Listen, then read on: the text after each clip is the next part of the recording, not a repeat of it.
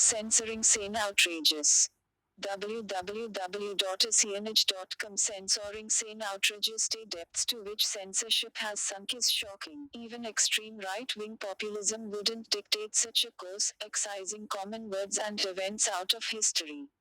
Prahalad Nihalani's censors appear to have outdone themselves in bowing to their master's voice, cutting out Cow, Gujarat, Hindu, and Hindutva from a documentary on celebrated Nobel-winning economist Amartya Sen. Not since the emergency days 40 years ago have we heard of officials cringing before authority like this. Maybe the new definitions of political correctness are driving officialdom towards this fear psychosis, having to second guess the rulers seems to have induced utter servility. Nowhere is this more apparent than in the censor board, which has anyway far outlived its usefulness.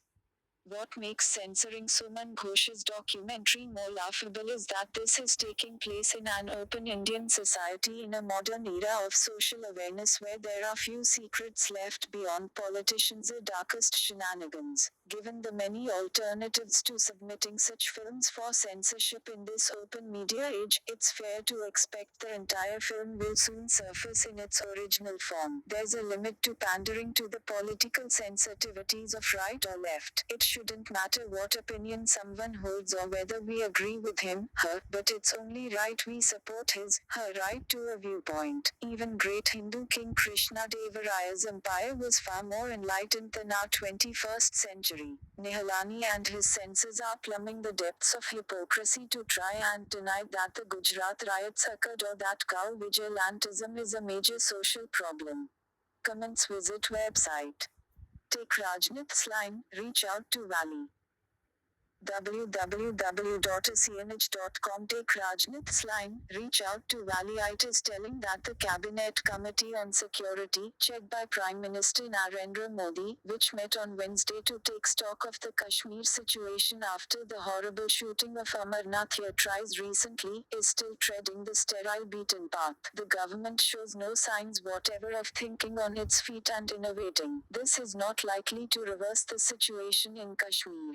The security scenario will look up only when the people are with New Delhi in the context of Pakistan and its sympathizers in the valley, who are the most active political elements in Kashmir. Although their numbers remain small but increasing, they are today in a position to mobilize and bulldoze others into actively joining them or at least acquiescing in their actions. This is because they exploit the alienation of the people, which can only be removed or relieved by a conscious design by the center of winning over the people. In short, there is no alternative to a political approach to resolve serious questions. This is so all over the world, and in every state of India. So why should it not be the case in Kashmir? The RSS, however, doesn't see it that way, and therefore the BJP government at the center doesn't see it that way. Its General Secretary Ram Madhav said on television on Wednesday that if any section of the population has a complaint or grievance, they should approach the local administration, the collector, SP and the like. Nothing indolent. The poverty of understanding of the ground reality in Kashmir as the simple-minded obduracy reflected in such an articulation. Only a day earlier, Union Home Minister Rajnath Singh had appeared to distance himself from this ignoramus position and show a larger understanding. He paid handsome tribute to the spirit of Kashmiriyat, the syncretic cultural values that inform the daily lives of the people in the valley, after a civil society coalition, with Kashmiri Muslims in its entirety, came out on the streets of Srinagar to condemn the killing of Amarnath Yatris. He took another bold step. He declared that all Kashmiris are not terrorists. This was a breath of fresh air, and a deviation from the approach on which the government's Kashmir policy is predicated. But it's now evident that the Home Minister's words have no takers in the upper reaches of the government.